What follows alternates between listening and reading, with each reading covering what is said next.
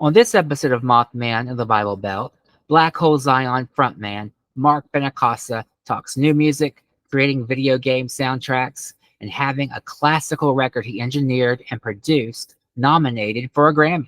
The musician dishes on the complexities of licensing music for the Misfits cover record and recording a trippy version of Jackson Brown's Running on Empty. Plus, Benincosa explains how he juggles a music career while teaching at WVU and being a yoga instructor. Coming up next.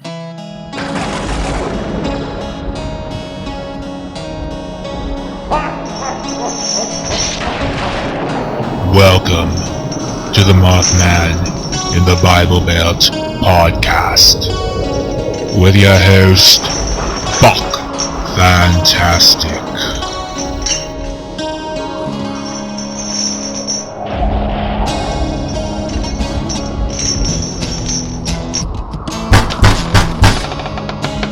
Girl Scout cookies. Mark Benincosa wears many hats. He is a Fairmont-based record producer, mixer, composer, recording engineer, musician, instrumentalist, yoga instructor, and music technology teacher at WVU. He is the brains and voice behind space metal electronic band Black Hole Zion. The band has put out 8 records so far. Benincosa co-produced the Grammy-nominated Nadia Boulanger classical music album Mademoiselle-Premiere Audience. The record was also nominated for an International Classical Music Award in Europe. On top of his other gazillion different duties, Benincosa is a voting member of the National Recording Academy of Arts and Science, which means he can vote for and nominate people for a Grammy. Before I go any further, I want to give a shout out to Jason Roblock Robinson for the nice write-up he did on the Mothman of the Bible Belt podcast in the July 8th issue of the Coal Valley News. Greatly appreciated. Thank you too, Phil. You can find a link to that article in the press section on Mothman of the Bible Belt's website. Join me, your host, Buck Fantastic, for another exciting episode of Mothman of the Bible Belt. It's a eclectic chit-chat of otherworldly origins. Mark, welcome to the Mothman in the Bible Belt. How are you? I am doing great, Mr. Fantastic. Thank you for having me. Black Hole Zion started making music in 2014 with Reflection Nebula, and later that year, you all put out an EP of the Misfits covers. Were you writing and recording music before that? Yeah. So actually, those Misfits covers were like sort of like proto Black Hole Zion, and those were recorded a few years before they actually came out. Me and a couple of friends did those, and took a little while to put them out because we needed to find a way to do it legally. And but so yeah, I'd been working on that other music before then as well, and I'm sort of like chronically behind on things. I have like just drives filled with music, and it's just a matter of getting it finished and getting it out because I do a lot of it on my own. So when an artist covers other musicians' work, is there a lot of paperwork involved when it comes to doing that? It's not too bad right now. There are a couple of services out there that you can do most of it online. You just have to give them like the exact length of the cover track that you're doing, and you have to purchase some licensing for it. It usually takes a little bit of time for them to get back to you because they will have to research who was the actual, who actually wrote and published the song. And so sometimes it takes them a little while to get back to you, but nobody can really stop you from covering a song. So that's the good part. It's just a matter of tracking down the right people so they get paid. Your recent song, Molly's Lips, is very pop, and it's very catchy. Yep, that's a cover. Or what inspired it? Well, that's a cover actually. Really? Yeah. So both of those tracks on that EP, I did one of them with my buddy John from a band called Kelsey Bad Grammar. It was his idea to do that Molly's Lips track. And it's a cover of a cover. So Nirvana made it famous, but it was written by a band called the Vaselines. So it was like we did a cover of a cover together. And that was I was literally I had that Something in the Way cover, and John, my friend John Kelsey Bad Grammar, again, he was like, "Hey, let's do this one together." I said, "Sure, I'll do anything you want because I love John." And that Something in the Way song, it sounded like it could fit perfectly in one of those Blind Dead movies. You know, those chants, oh, it Yeah. sounded like it could fit in perfectly in with that. Last year, Black Hole Zion covered Jackson Brown's Running on Empty. It's the best cover of the song I've heard. Oh, Is it difficult doing new arrangements of such classic pop songs? Yours is very synth heavy. um, I I don't know. Everything's difficult for me. um, I don't know if that it was difficult doing that arrangement necessarily as it was actually getting like that one was a tough one to put out because I had originally done it for a podcast that was based on the Shadowrun universe, and it was going to be like a parody song, shadow running on empty instead of running on empty. Now that's an issue where if you want to get clearance to do any kind of like they would consider that like an arranging license, that is a lot harder license to get. And so as I was sort of like fussing with that at, kind of at the last minute, it was looking like it was going to be more and more expensive to put that out. And so I just decided to like very quickly re-record the vocals and use the original lyrics so that I could get the straight up license and not have to fuss with I think it was going to be $500 just to have a conversation with the publisher of the track, not even to get permission to record, like not even get permission to like release it, but just to like have a conversation. They wanted $500 just to talk. And I was like, yeah, I'll just Was that with Jackson Brown? no, it was like whoever owns the publishing for it. So like when you put out, like when you write a song, sometimes the label owns the publishing, sometimes the author does, sometimes they have like a publishing company that represents them. So I don't know who I would have met with. I doubt Jackson Brown would have bothered with me. When did Black Hole Zion officially form? I probably had the idea for it sometime in like 2008, I think. And had been working on some songs that kind of didn't fit in the right spot for other things, and just that the longer it went on, I was like, this should just be its own thing that can do whatever I want to do at the time. And so co-wrote some songs with my friend Ryan, and that's what ended up on Great Repression.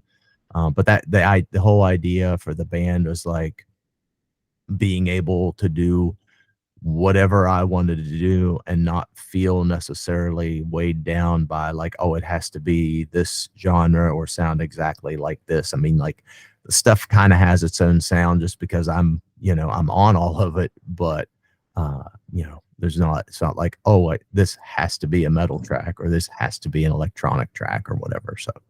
So Mark, who's in the current lineup of Black Hole Zion? So right now, and I'm really happy with things the way they are right now. It's me on vocals, Davis Kimball on guitar, John Lane on guitar. So we have two guitar players right now, and they both share lead and rhythm together.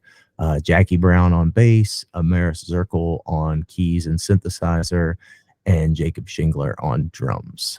In your press release, you state Black Hole Zion's music is a mashup of metal and electronic music. How would you define it? I mean, it's all over the place. Yeah, I mean, for me, it's like, I know we get that industrial label put on us sometimes, and I'm fine with that. But that's not really, I'm not an expert in that area. I obviously know what industrial is, and there are industrial bands that I like and listen to. But for me, it's like, I really like heavy metal music. I like Black Sabbath. I like Slayer. But I also really like Aphex Twin and The Prodigy, and, Carpenter Brute and things like that. So for me, it's like, all right, well, how do I make this, electronic music that I love also live in more of like an organic rock and metal music kind of universe? So You're a music teacher at WVU, a yoga instructor, a record producer, and engineer.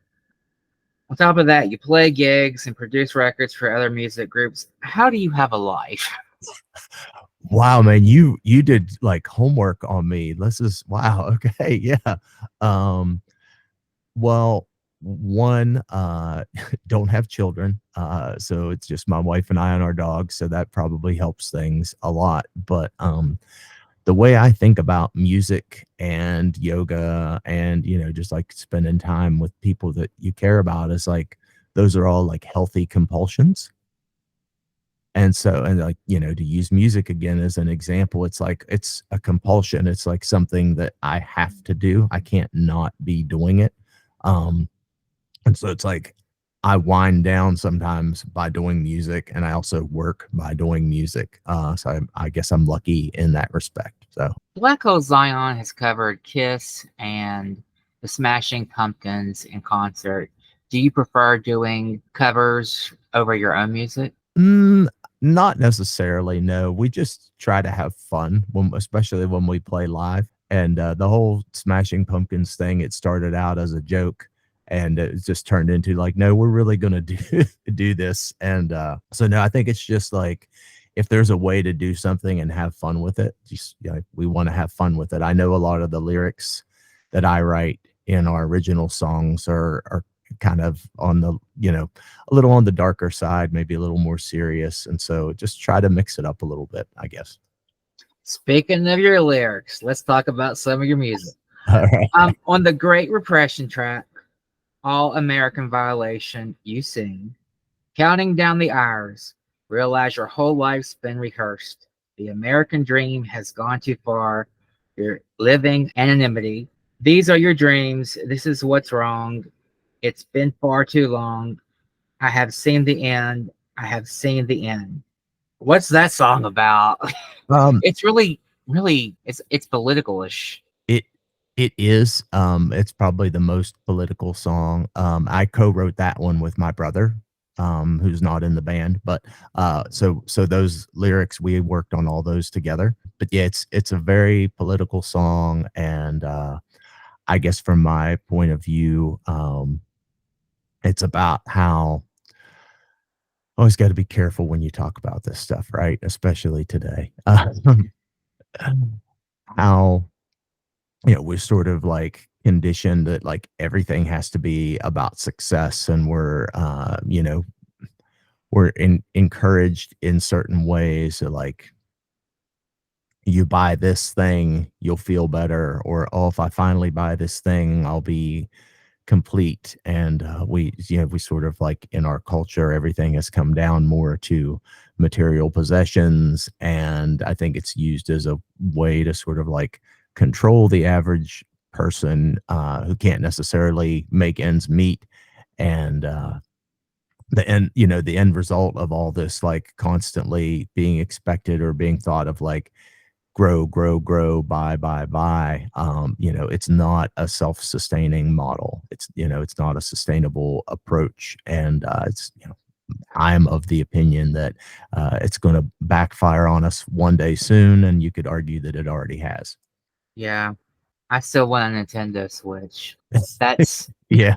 I mean, that's my big dream. But by the time I get a Nintendo Switch, because everybody has a Nintendo Switch Yeah. that I know, by the time I get a Nintendo Switch, Nintendo will come out with another game console. It always happens. I was this close to getting a Nintendo 64 in the 90s, and then that GameCube thing happened. nope, and that's the way it is. And I say this as somebody. I mean, look, I've got a wall of fucking collectibles behind me, so it's like I'm definitely not too good to buy things. I just try to balance it out, I guess, a little bit. Reflection Nebula, released in 2014, and Blood Nebula, released a year later, were both techno instrumental records. In late 2015, you put out The Rocker, trapped in the center of an unstable loop. Yeah. In it, you sing, they've got incentives. They're so inventive. It's all face, AIDS, rape, guns, and pixel fear protection. What's on your mind? We're dead and blind. I'm guilty. You're guilty. I'll die for great reception. What were you saying in that song? What was the statement there? So that line is again maybe a little political. So it's this idea of, all right, they've got incentives, they're so inventive, or we've got incentives are so inventive. I forget which way you quoted it, and honestly, I sing it differently every time. But it's this idea again of, all right, let's put things in people's face to make them scared, to make them want things, to make them feel like they are incomplete. And again, it's one of these vicious, awful cycles that you keep feeding back into these things. And so I say, like, I'm guilty of it too. What are you going to buy? What do you need this time? What are you going to be scared of? What is somebody telling you to do? But again, I'm guilty. You've done 2 meditation and 2 instrumental records. Do you prefer the instrumentals over coming up with lyrics and singing? Nope. Yeah, I like singing, and I like writing lyrics. It's just those meditations albums are just something again that I just felt like compelled to do. And the way that I sort of like got the idea to do those is I sort of dabble in some things that are maybe a little more on the esoteric, a little woo woo side of things. And I went and saw a friend of mine that does these sort of like guided meditation slash hypnosis sessions. And when she was putting me through this, it's you sort of like you're telling your own story as you go, and it's like a waking dream almost. But as she is like guiding me out of it, and I won't, I'll spare you the details of the whole process, but as she's like sort of guiding me out of this thing, I'm like, wait a second, I need to stop at home. And in my mind, I was stopping at home, and I was sitting in this chair that I'm sitting in now talking to you, and I was like sort of broadcasting music from my computer to other folks. And the goal was to like make them feel as good as I was feeling during that session, as calm and as peaceful as I felt there. So that's where I got the idea to do those, and I just did them. I was compelled to do them, and I did them. It was hard, but got to do it. Do you play your meditation music when you're doing your yoga classes? Yeah, I do. So the second one, the second meditations album, I wrote specifically for yoga. It's exactly an hour long, and usually, most yoga classes are an hour long. And I wrote it so that it played seamlessly for an hour. So there were no gaps, no pauses. And if you did a longer class, or if you were meditating or sleeping or whatever, I have a friend that just put it on when, he puts it on when he writes. It will loop infinitely. So when it starts over, you don't actually hear a gap or hear a pause. It just keeps playing. So you could play it for 8 hours if you wanted to. And over time, you might even lose track of where the beginning and where the end is at. So that was exactly what that one was designed for. You've been compared vocally to Rob Zombie. Is that an insult or a genuine compliment? I would never be insulted by being compared to somebody that has been that successful, and has maybe, I don't know him, but maybe made a positive impact on folks' lives. So it doesn't insult me. It's just kind of the way things come out of my throat. It's that type of sort of screaming. And I do like his music. It's just kind of the way things come out, because I like this idea of like having something melodic, but also having a little bit of a rasp or a little bit of an edge on it. I know personally, I think you sound a little bit like Chester Bennington meets Lemmy Kilmister. That's Okay. just me. Yeah, But I know them as well, and I wouldn't be insulted by that either. how do you maintain your voice? It's not easy.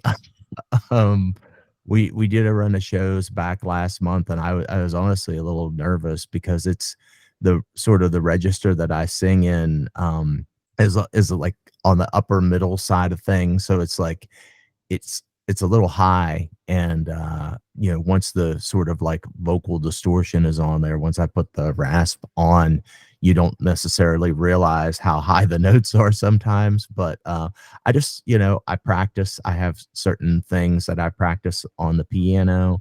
I sing a lot in falsetto, a lot of like kind of stuff, which you don't hear in the music necessarily, but that's, again, that's just the way that it comes out. Just like how if you get compared to somebody else, and you're just like, you're doing your thing, you're combining influences, and that's the way it comes out.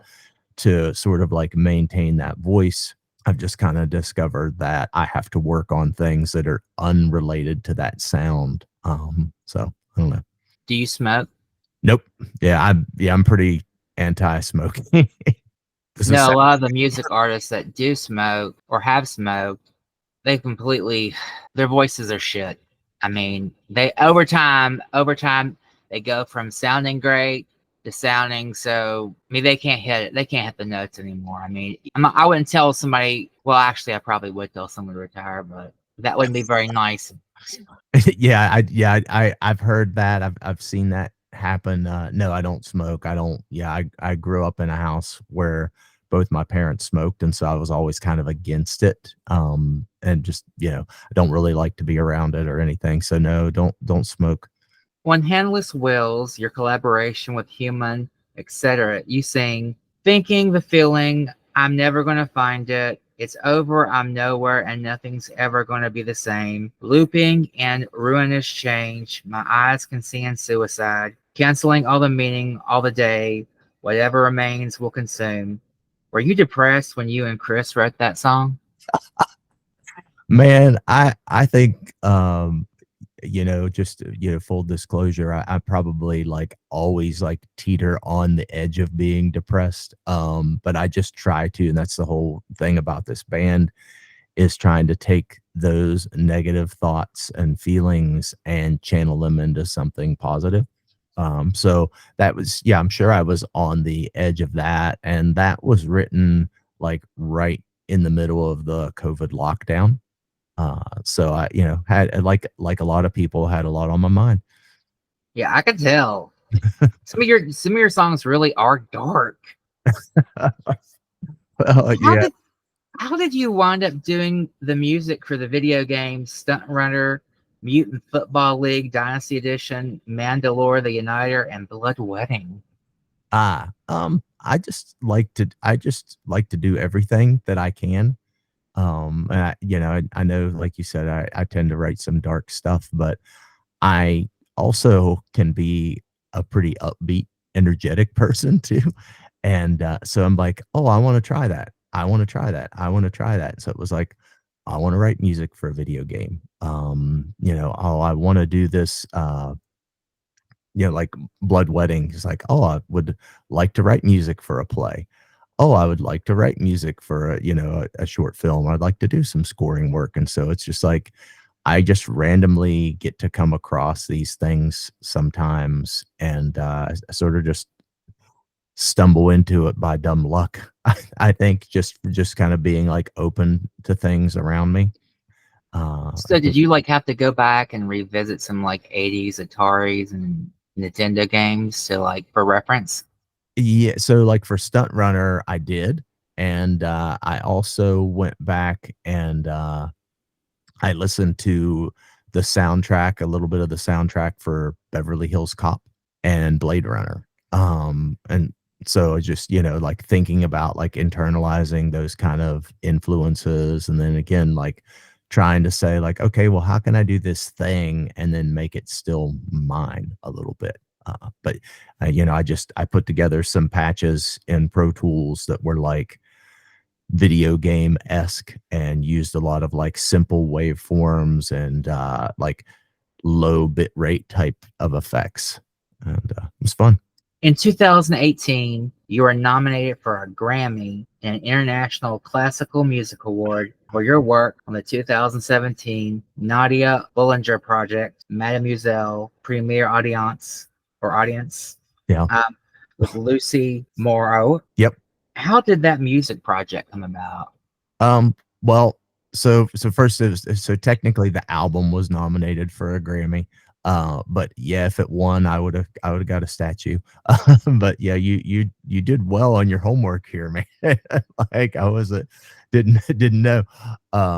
So Lucy is a coworker of mine from WVU, and we've done a lot of classical projects together. And again, that's one of those things. It's like, oh, let's do this. I want to do that. I want to try new things. And she had this idea about recording some of these pieces that were written by Nadia Boulanger, who was a fairly influential composer. That was Quincy Jones's teacher. But we had the idea, or maybe it was my idea really, because I like to travel. I was like, well, what if we went to Paris and recorded some of these organ pieces in the cathedral where she played, and had the organist playing the organ that she actually played on. And so it just came about with, like, this is somebody that has an interesting story. She, by most accounts, didn't really like her own compositions so much.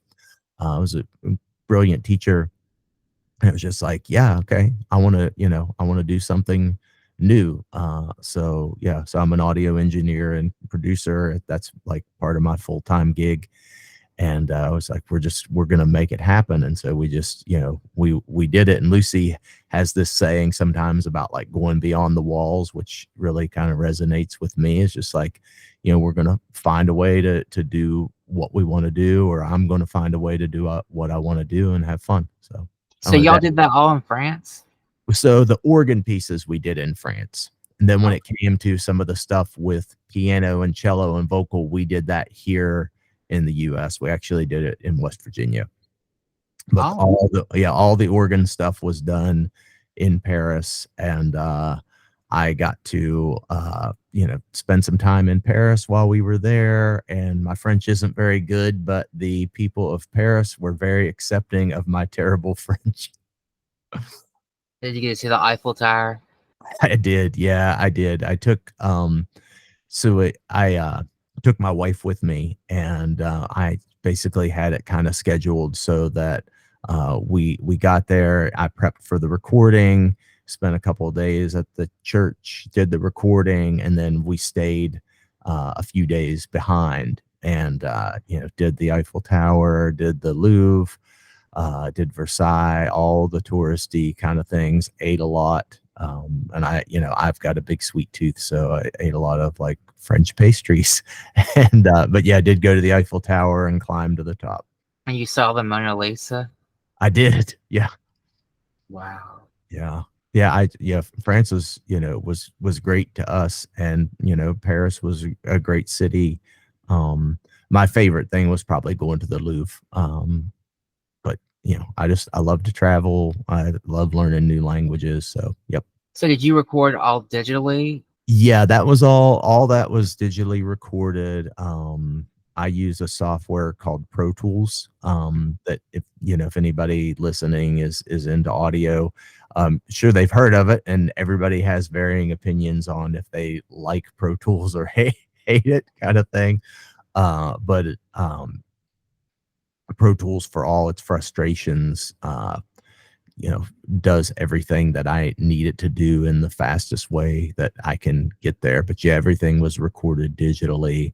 I brought most of my luggage on that trip was like microphones and cables and stands and things like that, because my French is so bad. I was having a hard time reaching out to anybody in Paris to rent any gear. So I just made the determination that I was going to check 2 bags and a carry-on and just bring a lot of gear with me. So that's what I did. Besides being nominated for a Grammy, you are a voting member of the Recording Academy of Arts and Sciences. You help pick Grammy winners? You make it sound like way more important than it feels sometimes, and I don't know if that's a problem with me or well, how many people actually get to vote? That's Well, that's very nice of you to say, and it's probably good to hear somebody say it to me like that because I don't think of it that way, I guess. Is it hundreds or thousands? It's at least hundreds. I don't know. It might be thousands. I'm not sure. Yeah, I probably need to be a better steward when it comes to that. But hearing you say it, I'm like, oh, okay, yeah, I guess that is pretty cool, right? Um, It's an honor. yeah. And everybody that I've met through that organization has been pretty cool. I belong to the DC chapter, but yeah, so I vote every year. I voted last year, and I'll vote this year, and Do you get to nominate? yeah. You can. I usually don't. But I tried to get two things nominated last year that I had worked on, and I didn't get them. They didn't make the cut. They got through the first round, but they didn't make it through the second round for the full nomination. But yeah, I can. I try not to do it every time because I don't know. It feels weird. Feels weird saying it, I guess, too. What music were you listening to growing up? Both my parents like a lot of classic rock. But I was also exposed to hip hop and pop music too. So I felt like I got a pretty good sampler of music. It wasn't like there was only one type of music that was being played. And then like my grandma on my mom's side was a church musician. So I got plenty of that. I played in the band in school. So I got exposed to everything, but I think maybe just because I had sort of like a little bit of a rough childhood and adolescence, I sort of like gravitated a little bit more towards the louder, angrier stuff. You're in Fairmont. What distinguishes the Fairmont music scene from Charleston, Huntington, Beckley, and Morgantown's music scene? So Fairmont, we don't really have much of a music scene for the kind of music that I do. So when we play locally, we're usually playing in Morgantown, and Fairmont and Morgantown are right next to each other. So it's kind of just like that north central West Virginia music scene is what I would kind of lump all of that in, Bridgeport, Clarksburg, Fairmont, Morgantown. I would sort of lump all that in together. But as far as like what makes that area different from like maybe Southern West Virginia, I don't know because it's been a couple of years since we've been down and played in Southern West Virginia. We're working on changing that though. But I feel like down in Southern West Virginia, maybe I get the impression, and if somebody can definitely correct me if I'm wrong here, but I get the impression that there's a little bit more of a metal community down there than there is up here. I feel like in this area, it's pretty eclectic. And there's some good folks up here. But it's a fairly eclectic scene, or I don't really like the word scene, but I'll say like community. It's a fairly eclectic community. We've got 123 Pleasant Street. We had Music on Main in Bridgeport, and it was a little bit more of an open-minded, eclectic scene, I guess I'll say. Yeah. When Black Hole Zion plays across the country, are people shocked to learn that your band is from West Virginia? I mean, when you think of West Virginia, you think of the country music artists that come from the state, like Brad Paisley, Kathy Mattea, Lionel Cartwright. You don't really think about techno, heavy metal. Right. Yeah, I maybe a little bit, but I need to be better, I guess, about like really trying to catch people's reactions when they find out. I feel like with the internet, most of the time folks know where we're from before we even get there. And so maybe it's like they had a chance to realize that. But I would be curious to know, because there is a little bit of a stigma with this state, and some of it's justified, some of it's not justified. Music styles have come and gone. New Jack Swing, freestyle, and the bitch track. You ever thought about bringing any of these lost music art forms back? Man, I don't that's a good question. I listen to some jazz. I listen to some country, as a matter of fact. So you asked about like the Fairmont music scene. Mhm. There's a place not that far from where I live. It's called the Sagebrush Roundup, and it's just a big country music venue. And I went there for the first time a couple weeks ago, and it kind of got me thinking, like, man, I'd kind of like to do like some kind of like electro country album. And I mean, that's just, it sounds stupid and crazy, but like it, crossed my mind, for sure. Like something in that vein that was sort of like filtered through electronics and some other sort of like absurd element that I haven't quite figured out yet. What's Black Hole Zion's favorite venue to play in West Virginia? Probably 123 Pleasant Street. Yeah, good. There's a good sound system there.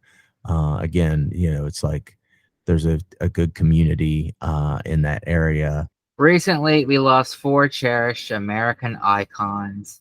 Benji Gregory, aka Brian Tanner on Alf, and Ari and Mr. Boogedy. Actress Shelley Duvall, known for The Shining, Popeye, Suburban Commando, and her Showtime series Fairy Tale Theater. Fitness guru Richard Simmons, and Shannon Doherty from Charmed, Beverly Hills 90210, and Heathers. How are you holding? You know, it's you hate to hear about anybody dying, right? I mean, that's like the normal human response, I think. But it does kind of feel like sometimes when that happens that it's like, well, what is the universe trying to tell us something here? And I felt the same way in 2016, when we lost David Bowie. I felt like, it was like when something like that happens, I'm like, it's somebody, and I'm not somebody that's really of much faith, but I'm like, somebody trying to tell us something here. But I mean, it's obviously, four very distinct personalities that were unrelated, and of course, it's sad. And of all of those, I don't know if any of them had like a really, really strong impact on me, but I feel like Richard Simmons is the saddest one, just because from everything that I'm aware of, at least, he was like this super positive, like supportive energy out there. And it's, I think that's a loss in a world where everybody is so negative and there's, a lot of rudeness and a lot of selfishness. And you have somebody like that. And it's like, sometimes you wonder, is like, are these people just too good to stay with us? Yeah, that was a real bummer. I remember those Wet to the Oldies VHSs he used to hawk. Those were the days. Those were the days. It just, all these people die. It's like, it makes me feel so old, because they were big when I was growing up. So, but if it makes you feel any better, there are a lot of people older than that are still alive and kicking. yeah. Okay, 5 questions. Uh-oh. 5 questions. All right. Uh-oh. The Eurythmics or Howard Jones? Oh boy. Well, I gotta say the Eurythmics, because I don't know as much Howard Jones music. 9 Inch Nails or Kraftwerk? Oh, I will probably get like beaten for this, metaphorically speaking, but I'll say 9 Inch Nails. Beethoven or Trans-Siberian Orchestra? Beethoven. Kids Incorporated or Glee? Kids Incorporated. RuPaul or Sylvester? RuPaul. Can you say anything about your new music? Yeah, definitely. So actually what I was working on right before I hopped on here with you, is a collection of songs that we're going to try to record in 2025. It's sort of like a follow-up to the Great Repression. Some of those tracks we've been playing live actually now. So was working on a demo for one of those, and then coming out in the more near term, we've got an EP, 3 new tracks that has already been recorded and mixed. Just kind of doing the mastering stage of things on that, and finding a good time to release that. One of those songs we've been playing live, and then I've got another collection of covers, and that'll be the first thing coming out. That's called Wormhole Aliens, and that's a previous version of this band. We sat down and we're thinking of some just on a trip, coming back from a show, just some cover tunes that we liked, and we decided that we were going to work those up. And COVID happened, and one of the folks in the band got sick, and we lost him to cancer. And so it was, we got some of his things recorded, and some things not. Some things I had to play on, some things I had to go through some of his old takes and find, but that will be coming out very, very soon. It's actually done right now. That's one of those ones where I'm actually waiting on an email from the licensing agency to make sure that I got clearance to release all those. So it'll be Wormhole Aliens, then an EP, has a few new tracks. One of them we've been playing live is called I'm Carrying Poison. Those will all be out over the next couple months. And then full new album that's kind of like a concept album that will be in 2025. Sorry to hear about your loss. Yeah, it's been a couple years, and it was Stanley Bankovic, and he was smartest person that I knew. Was a wonderful, wonderful human being, and that sorry, this is just a wonderful person, wonderful musician, great keyboard player. So that's taken a long time for me to get my shit together on, because it's like some things I'm listening to and I'm like, oh, I remember I was at his house when we recorded this. I actually brought my rig over there, or I'll remind myself like, oh, this is the last thing that your friend actually played on, so don't screw this up, or I'll listen to a track that I ended up having to play the keys on, and thinking like, wonder what Stan would have done here. But so, it needs to come out, and, I want to do it partially in honor of him, because it's, he's on quite a few of the tracks, and he's just a lovely human being, and always love him. So. Mark Benincosa is one talented and busy dude. To many, myself included, being able to nominate people for a Grammy is almost godlike, especially in an age where so much of the new pop music played on the radio sounds more alike than different and lacks some serious originality. It's an honor to be able to make or break new music acts and artists and the various players behind the scenes that make these music artists shine. I want to thank my special guest, Mark Benincosa, for coming on Mothman of the Bible Belt to discuss his music career, adventures, and life. You can find Black Hole Zion tour dates and purchase music, buttons, and t-shirts on www.blackholezion.com.